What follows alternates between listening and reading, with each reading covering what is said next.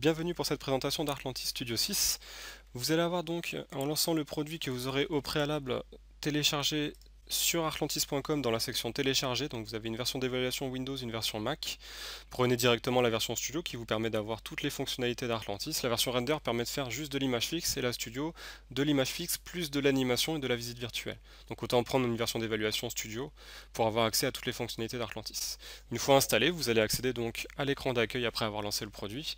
Sur le diamant tout en haut à gauche, vous accédez donc à la fonction récente, ouvrir, les informations de licence, la partie des préférences avec notamment donc les options générales, les options concernant le rendu final, l'enregistrement automatique de votre fichier, une nouveauté de la version 6, et enfin donc ici le choix de la langue et l'édition des raccourcis si vous le souhaitez.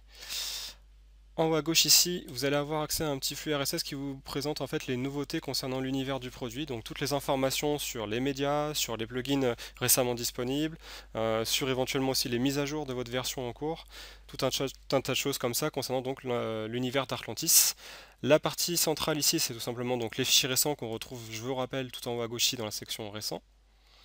Et enfin en bas à droite, vous allez accéder directement donc à la section galerie d'Artlantis, où vous allez pouvoir donc visualiser les rendus faits par nos utilisateurs avec Artlantis, donc que ce soit une version 1 à 6, donc en l'occurrence ici on est sur la version 6. Si vous cliquez sur le lien visiter la galerie, vous allez accéder directement donc à la galerie Artlantis. Si vous cliquez par contre sur l'image, vous allez pouvoir visualiser l'image directement en grand. Donc deux possibilités de vous rendre sur la galerie d'Artlantis, donc soit directement sur un lien image, soit par le lien vers la galerie Artlantis. Une fois terminé, vous allez pouvoir donc très simplement cliquer sur un fichier et lancer l'ouverture du fichier.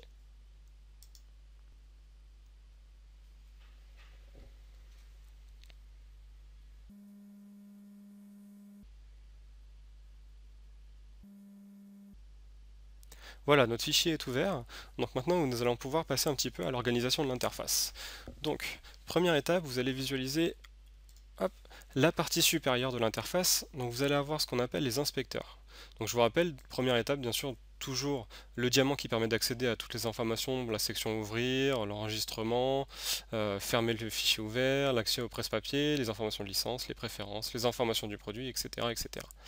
Vous allez avoir ensuite donc la partie supérieure en haut à gauche, tout l'accès aux inspecteurs, donc l'inspecteur des shaders, donc l'inspecteur des matériaux, l'inspecteur des objets, l'inspecteur des lumières, l'inspecteur des liodons, donc qui concerne toute la partie environnement, et l'inspecteur des perspectives qui va concerner donc toute la partie des caméras d'Artlantis. Vous allez en retrouver en haut à droite les fenêtres différentes et les lancements de rendu. Donc vous allez avoir ici l'accès au Media Store, la fenêtre vue 2D, les cartes postales, le lancement du rendu, le rendu partiel donc qui vous permet de sélectionner une zone pour faire un rendu, et enfin ici donc les rendus différés qui va vous permettre de gérer la liste de rendus en attente avant de lancer ce qu'on appelle le batch render qui lui va lancer tous les calculs sans avoir besoin d'ouvrir Artlantis. Donc une fois que vous allez changer d'inspecteur, vous allez retrouver donc les réglages de l'inspecteur associés directement en dessous dans la partie grise, juste en dessous de la partie noire. Associé à chaque inspecteur, vous allez retrouver ici à gauche hop, une petite liste. Donc quand je suis dans l'inspecteur des perspectives, je vais obtenir la liste des caméras. Dans Heliodon, je vais avoir donc la liste des environnements, la liste des lumières artificielles quand je suis dans lumière, la liste des objets triés par calque si j'ai des calques dans objets, hop, et enfin donc la liste des matériaux qui va se dérouler ici devant vos yeux, qui concerne tous les matériaux donc du projet.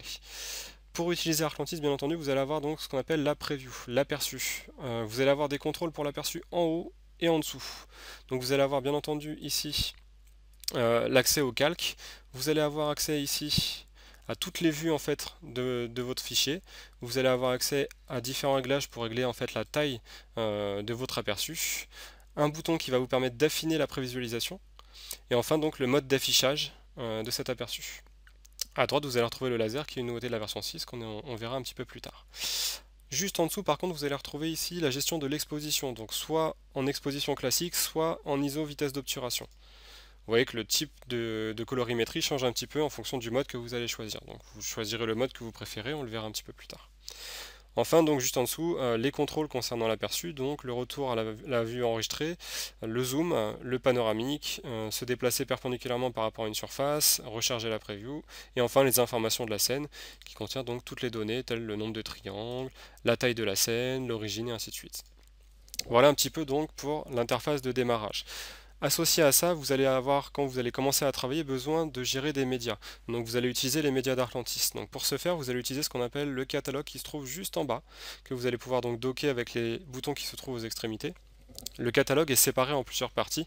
Vous allez avoir donc la partie de gauche ici qui concerne les matériaux. Vous allez avoir la partie centrale qui concerne les objets. La partie ici un peu plus à droite qui concerne les images. Et tout à droite donc les sélections et les catégories utilisateurs. Associé à ça, vous avez tout en bas à droite la possibilité d'ouvrir éventuellement ce catalogue en plein écran si jamais vous le souhaitez mettre sur un deuxième écran parce que vous avez deux écrans de travail. Donc voilà un petit peu la découverte de l'interface d'Artlantis Studio 6.